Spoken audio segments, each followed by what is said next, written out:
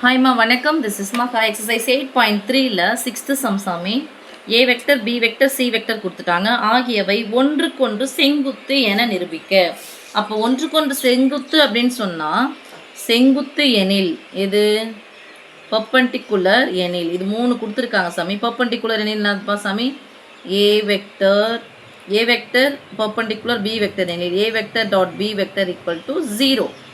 அப்போ ஒன்றுக்கொன்றுனா A vector dot B vector equal to 0, B vector dot C vector equal to 0, A vector dot C vector equal to 0 நம்ம நிரூபிக்கணும். ஏன்னா அவங்க கொடுத்துருக்கிறது ஒன்றுக்கொன்று அப்படின்னு சொல்லிட்டு ஒரு வார்த்தையை கொடுத்துருக்காங்க. சரியா தங்கம்? இப்போ டாட் போடணும் அப்படின்னு சொன்னால் நம்ம என்ன பண்ணிக்கலாம்?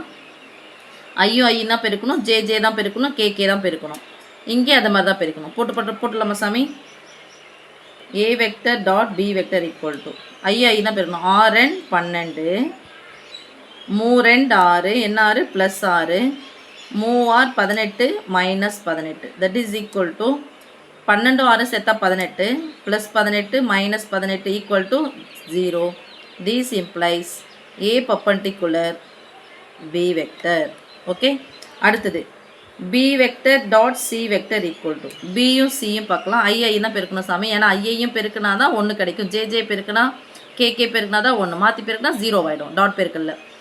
6 18 ப்ளஸ் 18 2 12 மைனஸ் 12 3 6 மைனஸ் 6 மைனஸ் 2 ஒன்று உறுப்பு சேர்த்துக்கலாம். மைனஸ் 6 மைனஸ் 12 சேர்த்தா minus 18 plus 18 minus 18 equal to 0. This implies B vector perpendicular C vector. Okay, அடுத்தது A vector dot C vector equal to ஏவும் சியும் பெருக்க போகிறோம். 2 3 6 3 18 மைனஸ் 18 6 12 ப்ளஸ் 12 ப்ளஸ் 6 ப்ளஸ் 12 சேர்த்தா ப்ளஸ் 18 இதோ ஒரு minus 18 plus 18 minus 18 equal to 0. This implies A vector perpendicular B vector. நிரூபிக்கன்னு சொன்னாங்க, செங்குத்து என நிரூபிக்க. So hence proved. ஓகே சாமி, தட்ஸ் ஆல்.